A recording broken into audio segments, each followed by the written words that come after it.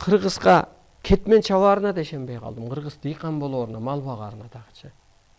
Себеби айтып берейин, бул болгон окуя. Эргешбай ата айтат, аксыда эмне өсөт билбейм, картошкабы. Биз ат башта картошка деп коет элек. Же да бир өсүмдүкпү айдаптыр. Анан күндө эле барып, күндө ойлоп коем дейт, эртең түптөп коюшум керек эле депчи. Же отоппу, же сугарыппы билбейм. Анан күндө эртең деп атып күз болду дейт. Ичиндеги жан моюн бербеди. Ал жазыш керек, ары ойлонуш керек, ал убактысы кичине ою бош болуш керек. Аны эч ким басынтпаш керек, тукум түшүрбөш керек. Көңүлүн оорутпаш керек. Ошол сыяктуу көрдүңүзбү, кыргыз мына менде дагы азыр. Мен да азыр пендече жашай албайм. Бизнес жана башка дегендерди ошо бала чака кыз-кыркынга табыштап койгом. Мага азыр эчтекенин кереги жок. Мага азыр аалам жердин, адамзаттын, кыргыздын ойгонушу жана башка кызматым бар. Ошондойун ойлоп калдым.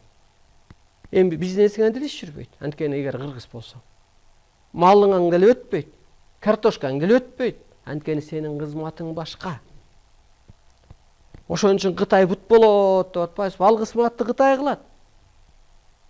Официант да Кытай болуш керек. Мындай оосузга тамак салып, жана көп түрлүү тамагын берип кичинеден даам татытып. Бул чындык. Ошондуктан азыркы бийлик таанытабы кыргызды дүйнөгө? Улуулугун. Мына кеп ушул жерде тааныта албайт. Себеби билбейт. Кыргыз улуулукка өткөрө алабы? Жок. Себеби ааламдан буйрулган эмес. Аурасы жок. Бул чындык.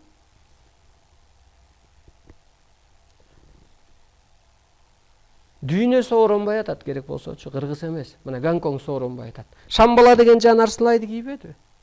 Ал Арсылай анан аурасы менен иштеп атат да. Анан бул жерде берилет.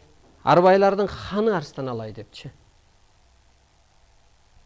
Анан ушул бир окуяны айтып берейин.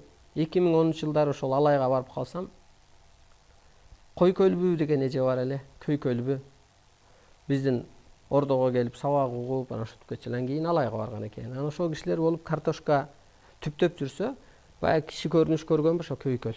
Келет деп эле кыйкырып, анан эми ал жердегинин баары эле ошол бир ааламды, улуулукту сыйлаган адамдар да. Сын койгонго болбойт, көрүнүш көрөбү, сыйгылабы, анан эле эмне келет деп эле баары баягы кичине ылайып-ылай болуп калган колу башы. Тыштап эле көйнөктөрүн кийип, жаздын күйүнү жеңилдеп иштеп аткан болот. Анан эле ошентип эле кол жообун деп аткан эле ошо 87 баланын арбагы келди депчи. 2011 экен да башында, жаз экен. Анан эле келди. Анан ошол күнү мен барам, анан кечинде ошо Зүлфия айтат. 87 баланын арбагы семирип алыптыр. Арстан Алайды башчы кылабыз деп ушул жерде күтүп келди депчи. Анан демек арбайлар мени башчы кылып алса, кызматымды кылып атат да. 87 бала ошон үчүн төрөлүп келген бул дүйнөгөчү. Ушунча эле күн жашамак, ошонча эле бир кызмат кылмак. Мына көрдүңүзбү? Аалам үчүн эч нерсе мындай жалко эмес десек болот. Эртең канча бир кишини кырып деле алтын доорду куруп кое берет. Баары бир орундалат бул нерсе. Анан чын эле бул арбайлардын ханы экенимди, арбайлар мага кызмат кылган бул жерде так берилет. Периштелер, инопланетандар, от, суу, таш, Арстан Алайдын сыйкыр аурасынан амал программа алып алып дүйнөнү тегереп, тегистеп келет деп. Кыргызда айтат, ичине орто көрбө дейт. Ичине ооруган оокат буйрубайт дейт. Ансыгандай анан ошо Зүлфия да айтат. Арстан Алайдын ичинде жез кемпирлер бар экен. Шыпыргысын минип алып, батышты талкалаганы кетти дейт. Мисалгачы. Ансыгандай ошо ичиңердеги күчтү сыйлагыла. Ичиңердеги жанды сыйлагыла. Ичиңерде оорута көрбөгүлө, бирөөнүн көңүлүн оорута көрбөгүлө, ичин оорута көрбөгүлө. Сибирге айдап ийем дебе, колдон келбейт ал. Музейге катырып коем дебе, колуңан келбейт ал. Мен айтпайм, улуу энергия алуу. Мен биринчи сакталып калышын каалайм. Президент нарушник салбайт да келсе эле, кел камаласың деп.